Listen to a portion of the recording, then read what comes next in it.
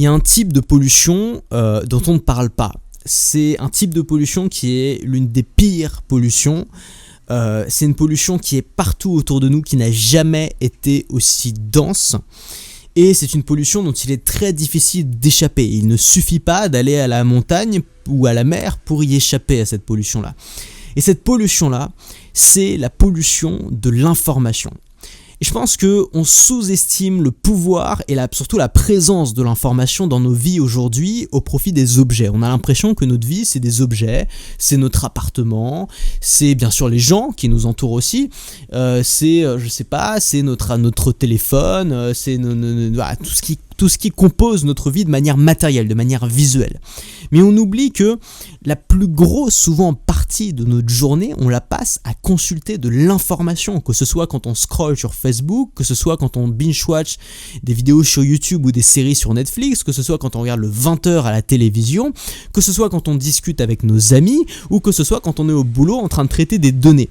On traite de l'information toute la journée, on assimile de l'information toute la journée, on rend de l'information toute la journée, donc notre journée est remplie d'informations, et s'il y a bien un bouleversement dans le 21e siècle, c'est pas le bouleversement de la technologie, c'est le bouleversement de l'information. Qu'on parle d'intelligence artificielle qui n'est rien sans la data, sans les données, ou alors qu'on parle de smartphones ou d'internet qui ne sont rien sans la data, les données qui sont dessus, c'est l'information. Ce qui a changé le 21e siècle, c'est pas la technologie, c'est les codes, c'est l'information, c'est toutes ces choses-là.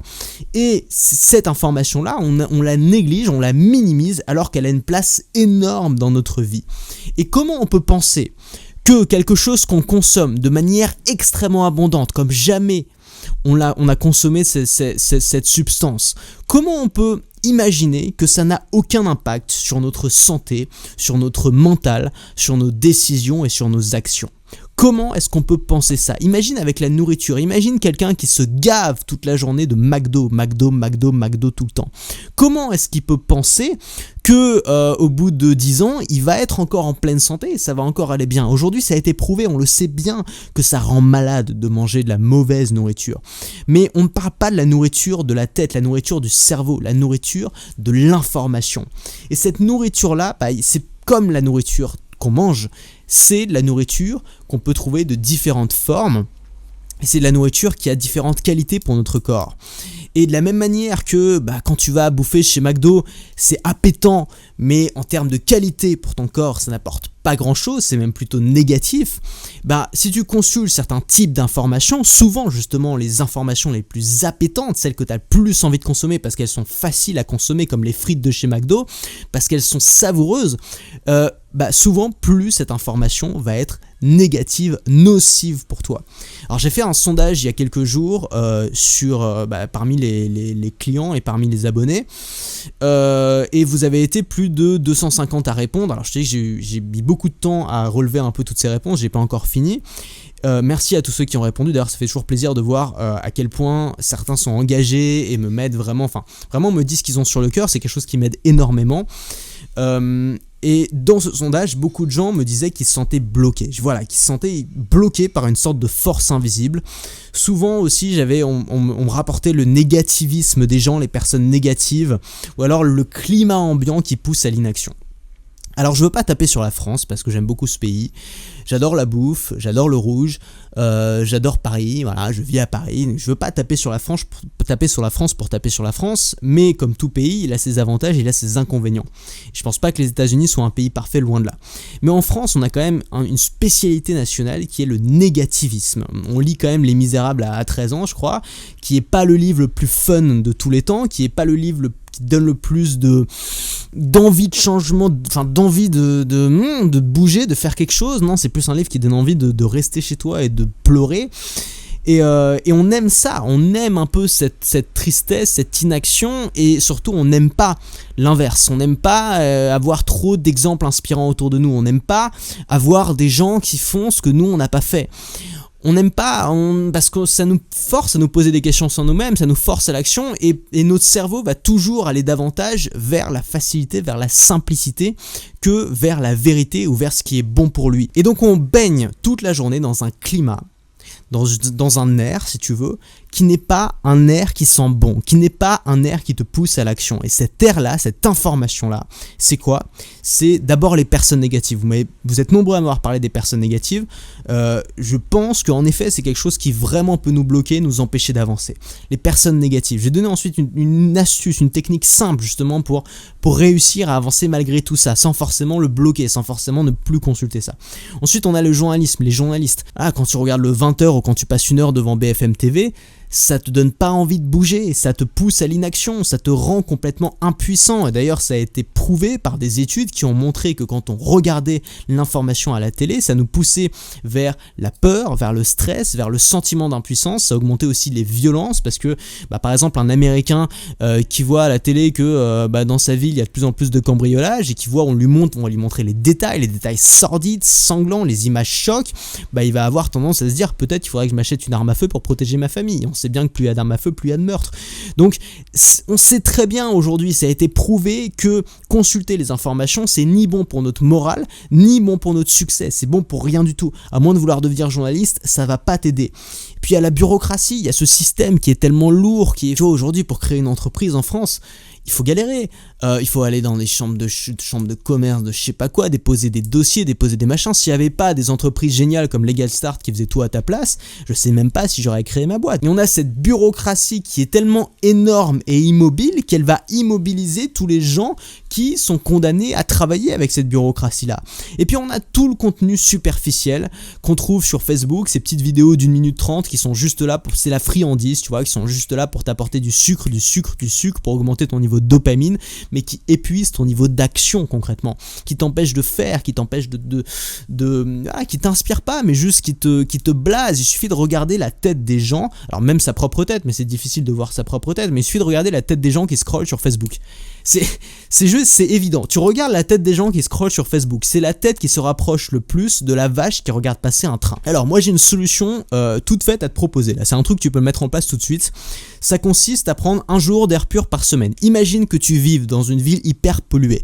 Tu vis dans une grosse mégalopole chinoise où tu vois même pas le soleil tellement il y a de pollution dans l'air. Qu'est-ce que tu fais pour survivre?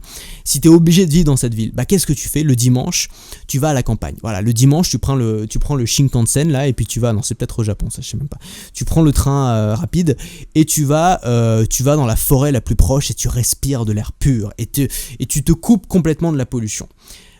Avec l'information, on devrait faire pareil. C'est-à-dire qu'on devrait se prendre une journée, chaque semaine, où on se coupe de toute information négative. On se coupe d'air pollué et on le remplace par de l'air pur. Ça veut pas dire ne plus jamais être en contact avec l'air pollué, parce que c'est difficile, parce qu'on risque de l'abandonner et parce que parfois l'air pollué, ça fait un peu de bien, ça fait du bien parfois d'aller à la ville, tu vois. Donc l'idée, c'est pas de se couper complètement de l'air pollué. L'idée, c'est d'avoir au moins une journée safe par semaine, une journée où tu t'en exclus totalement, une journée où tu t'éloignes le plus possible du contenu pollué pour inspirer seulement du contenu pur, de l'air pur, du contenu qui va te faire du bien. Et ce contenu-là, c'est quoi? C'est le contenu qui va t'aider à te rapprocher de tes objectifs. C'est le contenu des gens qui t'inspirent. C'est des bouquins qui te font réfléchir à des trucs. C'est des biographies. Je sais pas si tu l'as vu mon postillon, mais il était assez énorme. C'est, je sais pas, des documentaires sur la vie de quelqu'un qui te passionne. C'est des bouquins qui t'aident à devenir meilleur dans ton activité ou à apprendre plus de choses dans ta passion. C'est de discuter avec des gens qui sont vraiment inspirants, des gens qui tu te dis waouh à chaque fois qu'ils ouvrent la bouche. Et ce truc-là, t'es pas obligé de l'appliquer tous les jours. Juste 1 jour par semaine, ce qui permet de se ressourcer, ce qui permet de revenir aux sources. Alors moi, ce que je fais maintenant, c'est que j'ai 1 jour par semaine où je travaille. Alors ce jour-là, c'est le meilleur jour aussi pour travailler, pour accomplir ce que tu as à faire. Parce que ton cerveau n'est pas parasité justement par toutes ces informations. Tu vois, c'est comme, voilà, si tu vas à la campagne, c'est le meilleur jour pour faire du sport. Parce que quand tu fais du sport, tu as besoin d'air pur, tu vois, l'air de la ville, c'est pas top.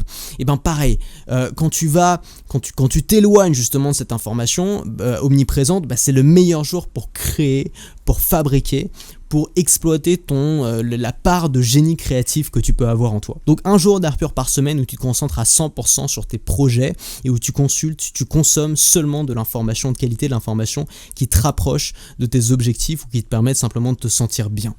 Et ce jour-là, alors comment faire pour créer ce jour-là quand tu as un environnement qui n'est pas propice à ça? L'idée, ça va être d'abord de s'isoler, c'est-à-dire de partir. Alors soit tu pars, je sais pas, tu prends le train, tu pars à un endroit où tu es sûr d'être tranquille, tu coupes ton portable, tu te mets en mode avion. Moi ce que je fais, c'est que je prends une chambre d'hôtel en plein Paris, tu vois, là c'est ridicule, je suis à 10 minutes de chez moi. Hier je suis revenu pour promener mon chien, tu vois. N'empêche qu'aujourd'hui, je passe ma journée à l'hôtel, je consulte pas d'informations qui va me parasiter le cerveau et j'en profite pour faire tous mes contenus de la semaine. Et ça fait du bien. Et surtout le reste de la semaine, j'ai plus la pression de me dire oh là là, il faut que je fasse ça, il faut que je fasse ça. J'ai plus le stress que je pouvais avoir avant. Et le reste de la semaine, je peux vraiment le consacrer à prendre mon temps, à faire des choses qui me font du bien, à consulter, à continuer à lire des bouquins qui m'intéressent, mais aussi à parfois regarder des vidéos YouTube qui m'apportent pas grand chose ou à discuter avec des gens avec qui juste je me marre mais où voilà, ça va pas m'élever. Je me permets ça, mais après seulement, c'est-à-dire que c'est le lundi que je choisis pour faire tout, donc seulement après avoir fait ce qui était important. Donc juste remettre le sens des priorités au goût du jour, c'est-à-dire que la priorité c'est de faire ce qui est important, la priorité c'est d'être dans ce bain d'informations positive. Alors si tu as suivi la dernière formation sur l'écosystème du succès, tu sais exactement de quoi je parle, tu l'as très bien compris. L'idée c'est d'avoir un environnement qui est positif. Voilà, alors juste une petite information avant de terminer cette vidéo.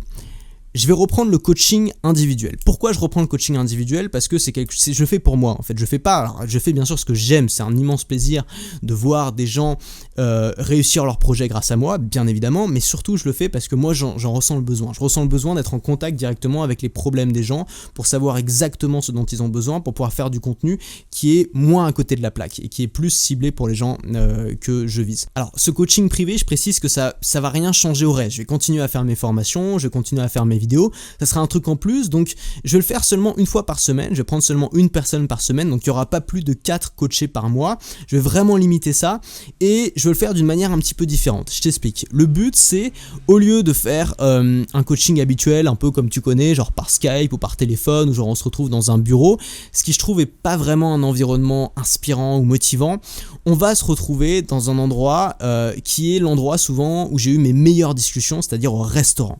Et ce restaurant-là, je vais le choisir pour que ce soit un restaurant qui soit luxueux, qui soit classe. Donc l'idée, c'est qu'on se prenne 2h30 à peu près dans ce restaurant, qu'on discute. Alors à la fin, on va prendre quelques notes, mais c'est pas un cours, tu vois. Mes cours, je les donne dans mes formations, donc les gens qui font du coaching avec moi, je leur enverrai les documents, je leur enverrai les plans, les trucs comme ça. Le but, c'est vraiment d'avoir une discussion qui est inspirante, qui te motive, dans un environnement qui t'élève. On choisit un jour, on est tous les deux disponibles, et ensuite c'est moi qui m'occupe de tout, c'est moi qui m'occupe de trouver un bon restaurant, c'est moi qui m'occupe de gérer l'addition, tout ça. Tu commandes absolument ce que tu veux, et le but, c'est que quand tu ressortes de ce restaurant, tu sois prêt à le faire, tu sois prêt à passer à l'action, tu saches exactement où est-ce que tu vas, et que tu sois plus déterminé que jamais. Voilà, donc comme je peux prendre que 4 clients par mois, c'est sur candidature, donc tu as un lien qui est en description si ça t'intéresse, donc faut vraiment le faire si t'es passionné, si t'as vraiment, enfin voilà, pas juste comme ça pour te dire tiens ça va être cool, on va discuter avec Antoine, genre si tu veux faire ça, je fais déjà des rencontres abonnées, c'est gratuit, tu viens à ce moment là. Là le but c'est pas d'avoir une petite discussion sympa, le but c'est vraiment de te dire ok, ce projet là,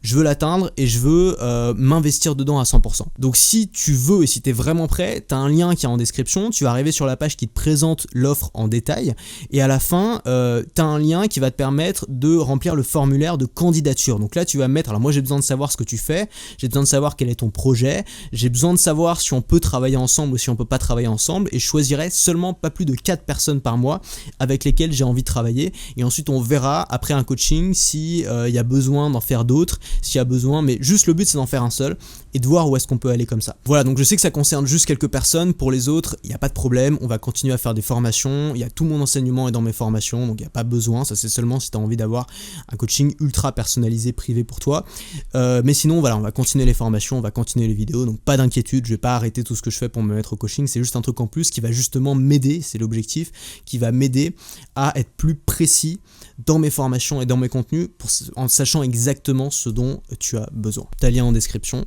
à très vite.